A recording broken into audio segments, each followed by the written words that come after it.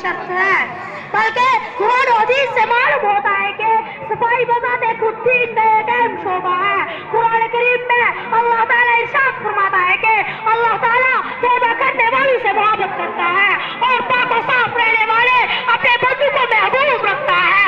और कुबा की बस्ती के अहले ईमान की तारीफ में कुरान मजीद का इरशाद है कि रिजालु युहिब्बूना अन यततहहरू वल्लाहु युहिब्बुल मुत्तहिरीन, यानी इसमें हमारे ऐसे बंदे हैं जो बड़े पाकिस्तानी पसंद है।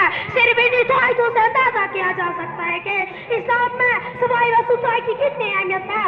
इसी तरह हदीस शरीफ में अल्लाह के रसूल सल्लल्लाहु अलैहि वसल्लम ने इरशाद फरमाया कि तहारत और पाकिस्तानी ईमान का एक हिस्सा है।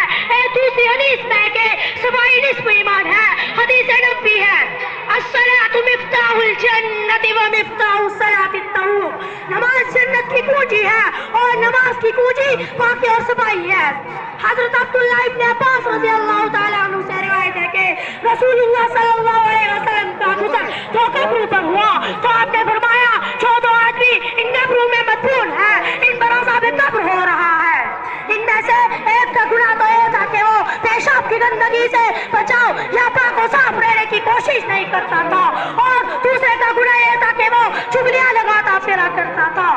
फिर रसूलुल्लाह सल्लल्लाहु अलैहि वसल्लम ने खजूर के तर शाख ली और उसको पीठ से चीर कर दो टुकड़े किया और हर एक के कब्र पर काट दिया। साहबा रज़ियल्लाहु ताला अन्हु ने अर्ज़ किया, या रसूलुल्लाह सल्लल्लाहु अलैहि वसल्लम, ये आपने किस मकसद से किया? तो आपने फरमाया कि उम्मीद है कि जिस वक्त तक शाख के टुकड़े बिल्कुल खुश्क ना हो जाए, इन दोनों के अज़ाब में कमी कर दी जाए। इस हदीस में हुज़ूर सल्लल्लाहु अलैहि वसल्लम ने दो खास गुनाहों को बताया है। एक के मुतालिक बताया कि वो चुगली करता फिरता था, जो एक संगीन अखलाकी जुर्म है, और दूसरे के अज़ाब का सबब आपने बताया कि वो पेशाब की गंदगी से बचाव नहीं करता और पाक और साफ रहने में बेइज्जती करता था। इससे मालूम हुआ कि पेशाब की गंदगी और दूसरे नापाकों से अपने जिस्म को और अपने कब्र को महफूज रखना अहकाम इलाही में से है। और इसमें कोताही और बेइज्जती ऐसी मुसीबत है जिसकी सजा आदमी को कब्र में भुगतानी पड़ेगी। कुरान करीम में अल्लाह ताला का इरशाद है, वसियाबक फतहहर, अपने कब्र को पाक और साफ रखो। जिस तरह बातिनी अमराज, कीना, कपट, बुग़्ज़, अदावत, हसद, जलन, मासियत से बचाना और दूर रहना लाज़मी और जरूरी है। इसी तरह ज़ाहिरी सफाई सुथराई, मसलन कपड़े, दरसगाह, गुस्ल खाने, बैतुल खाला, घेरली, दारू, दीवार, मस्जिद, रास्ते, नाखून, बाल वगैरह की सफाई बेहद जरूरी और हमारा अखलाकी मरीज़ा है। मोहतरम हज़रात, बातिनी व ज़ाहिरी पाकी और सफाई के बगैर हसूल इल्म भी मुश्किल है।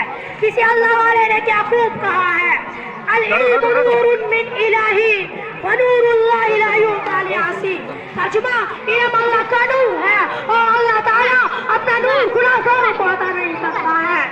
खुदा का नूर इल्म दीन है, नेकों को मिलता है। खुदा का नूर इल्म दीन है, नेकों को मिलता है, जो आसी है नहीं हर किसी उम्मतों को मिलता है। इसी तरह मुंह की सफाई बहुत जरूरी है। हदीस के अंदर मिसवाक के बड़े फायदे लिखे हैं। मसलन ज़हन तेज होता है, दांत साफ रहते हैं, खाना जल्द हजम हो जाता है, इबादत में तबीयत लगती है और अल्लाह ताला की रजा नसीब होती है। और सबसे बड़ा फायदा यह होता है कि मरते वक्त कलमा नसीब होता है। अल्लाह ताला हम सबको तमाम बुरी आदतों, ख्यालात, सगायर और कबायर, बातिनी व ज़ाहिरी अमराज से बचाए और तहारत और पाकिस्तानी सफाई व सुथराई अपनाने और अपनी मर्ज़ियात पर चलने की तौफीक नसीब फरमाए। आमीन। बराए अहले